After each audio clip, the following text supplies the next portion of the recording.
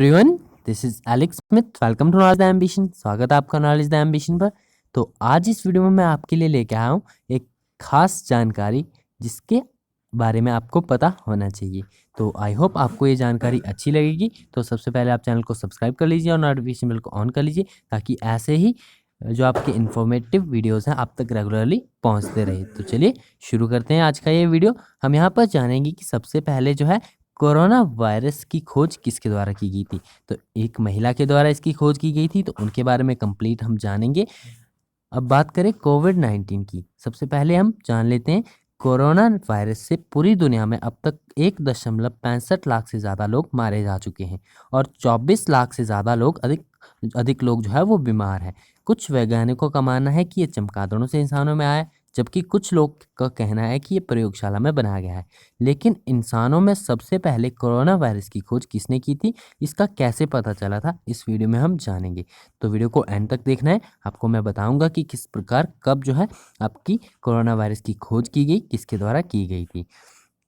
अब सबसे पहले हम बात कर लेते हैं इनके बारे में। 1964 यानी कि आज से 56 साल पहले जो है एक महिला वैज्ञानिक ने अपने इलेक्ट्रॉनिक माइक्रोस्कोप में इस कोरोना वायरस को देखा था, जिसका आकार गोल था और उसके चारों तरफ कांटे निकले हुए थे, जैसे कि सूर्य का कोरोना होता है।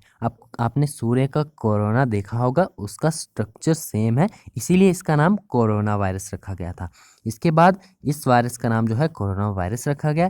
इसे खोजने वाली महिला का नाम है डॉक्टर जून अल्मीडा। इनका नाम आपको पता होना चाहिए, डॉक्टर जून अल्मीडा। इनकी तस्वीर यहाँ पर दिखाई गई है, आप इन्हें यहाँ पर देख सकते हैं, डॉक्टर जून अल्मीडा को। तो इनके द्वारा जो है सबसे पहले इस वायरस को देखा गया था, इस वायरस का स्ट्रक्चर देखा गया था और इन्हीं के द्वारा जो है इसका नाम रखा गया था कोरोना वायरस। अब इसके बारे में हम और देखते हैं। ये तस्वीर आप यहाँ पर देख रहे हैं, तो ये तस्वीर जो डॉक्टर जून अल्मीडा थी, इनके द्वारा खींची गई कोविड-19 की सबसे पहली तस्वीर थी। जो इसका स्ट्रक्चर था, माइक्रोस्कोपिक तस्वीर यहाँ पर खींची गई थी, काफ़ी धुंधली तस्वीर खींची गई थी, लेकिन अब आज से 56 साल पहले यानी 1964 में उनके द्वारा शोध किया गया था, उनके द्वारा ये तस्वीर निकाली गई थी। अब बात करें डॉक्टर जून अल्मीडा ने जिस समय कोरोना वायरस की खोज की थी, तब उनकी उम्र मात्र 34 साल की थी, यानी 34 साल की उम्र की थी वो। और 1930 में स्कॉटलैंड के ग्लासगो शहर के उत्तर पूर्व में स्थित एक बस्ती में रहने वाले बेहद साधारण परिवार में उनका जन्म हुआ था। तो वह 16 साल की उम्र में ही उन्होंने ग्लासगो रॉयल इन्फर्मरी में लैब टेक्नीशियन की नौकरी मिल गई थी उन्हें।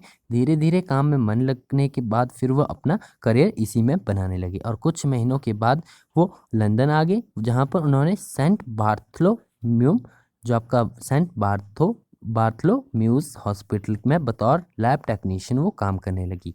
इसी के बाद वो डॉक्टर जून अल्मीडा जो थी, जिन्होंने जिस समय कोरोना वायरस की खोज की थी, तब वो मात्र 64 साल की थी और वर्ष 1954 में उन्होंने वेनेजुएला के कलाकार एनरिक अल्मीडा से शादी की। इसके बाद दोनों कनाडा चले गए और इसके बाद जो है टोरंटो शहर के ओंटारियो कैंसर इंस्टीट्यूट में जून अल्मीडा को लैब टेक्नीशियंस के ऊपर का पद मिला। अब 1954 में उनकी शादी हुई थी और जब वो टोरंटो शहर में गए तो वहाँ पर ओंटारिया कैंसर इंस्टीट्यूट में जून अल्मीडा को लैब टेक्नीशियन के ऊपर का पद मिला था। लेकिन उन्होंने इलेक्ट्रॉन माइक्रोस्कोपी टेक्नीशियन वहाँ पर उन्हें बनाया गया और ब्रिटेन में उनके नाम की अहमियत को समझा गया, क्योंकि काफ़ी होनहार थी डॉक्टर जून अल्मीडा, तो उनके नाम को वहाँ पर अहमियत दी गई, उन्हें वहाँ पर अहमियत दी गई। और 1964 में लंदन में सेंट थॉमस मेडिकल स्कूल में उन्हें नौकरी का ऑफर दिया गया। और बात करें लंदन आने के बाद, जब डॉक्टर जून अल्मीडा ने डॉक्टर डेविड टायरल के साथ रिसर्च करना शुरू किया। अब रिसर्चर बन चुकी थी डॉक्टर जून अल्मीडा। लंदन आने के बाद उन्होंने डेविड टायरल के साथ जो है रिसर्च करना शुरू किया।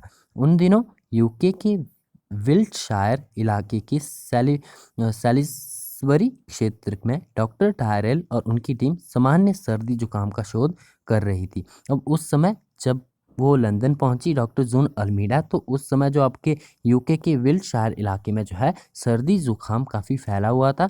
बात आपकी 1964 के बाद की जा रही है। उस समय सर्दी जुकाम का काफ़ी ये कहर फैला हुआ था इन क्षेत्र में। तो डॉक्टर टारेल ने जो है B814 नाम के फ्लू जैसे वायरस के सैंपल सर्दी जुकाम से पीड़ित लोगों से जमा किए थे, लेकिन प्रयोगशाला में उसे कल्टीवेट करने में काफ़ी दिक्कत आ रही थी। अब उस समय वहाँ पर जो है आपका फ्लू काफ़ी फैला हुआ था। जो आपके कोरोना वायरस के ही लक्षण होते हैं, फ्लू वाले लक्षण होते हैं सभी।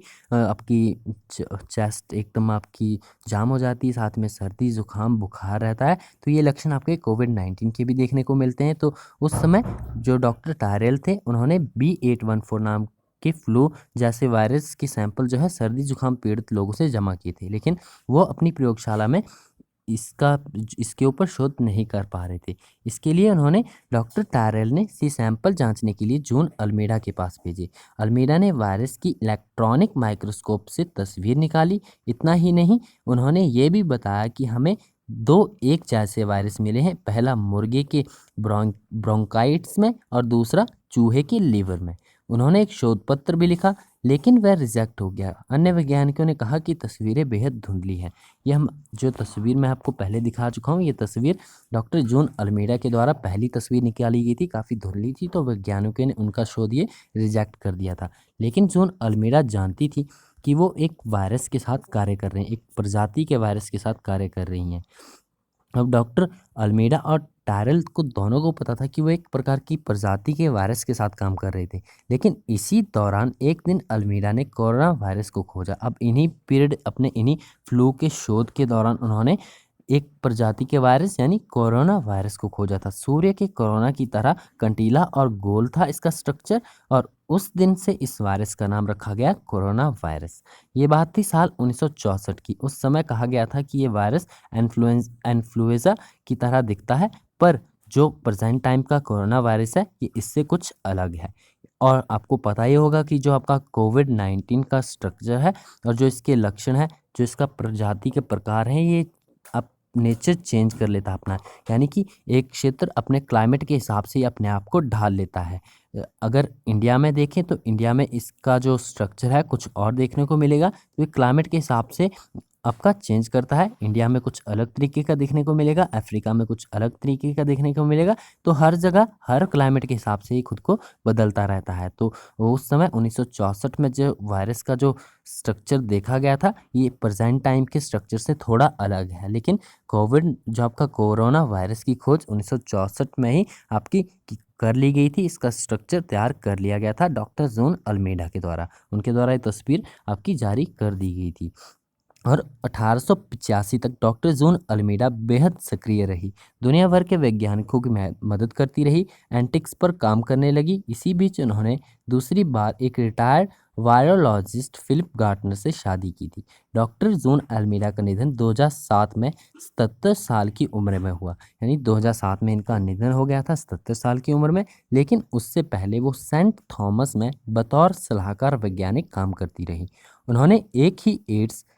उन्होंने ही एड्स जैसी भयावह बीमारी के करने वाले HIV वायरस की पहली हाई क्वालिटी इमेज बनाने में मदद की थी। तो काफ़ी होनहार थी डॉक्टर जॉन अल्मेडा। इनके द्वारा एड्स जैसी भयानक बीमारी का जो वायरस है HIV वायरस, इसकी हाई क्वालिटी इमेज बनाने में भी मदद की थी। और अब उनकी मृत्यु के 13 साल बाद दुनिया भर में फैले कोरोना वायरस संक्रमण को समझने में उन्हीं की रिसर्च से ही मदद मिल रही है। तो उनकी रिसर्च को ही टैली किया जा रहा है, क्योंकि उनके द्वारा इस स्ट्रक्चर को तैयार किया गया था, समझा गया था, पहली बार इसका नाम दिया गया था। तो उन्हीं की जो आपकी शोध है, उन्हीं की रिसर्च है, उन्हीं से संक्रमण को समझने में मदद मिल रही है।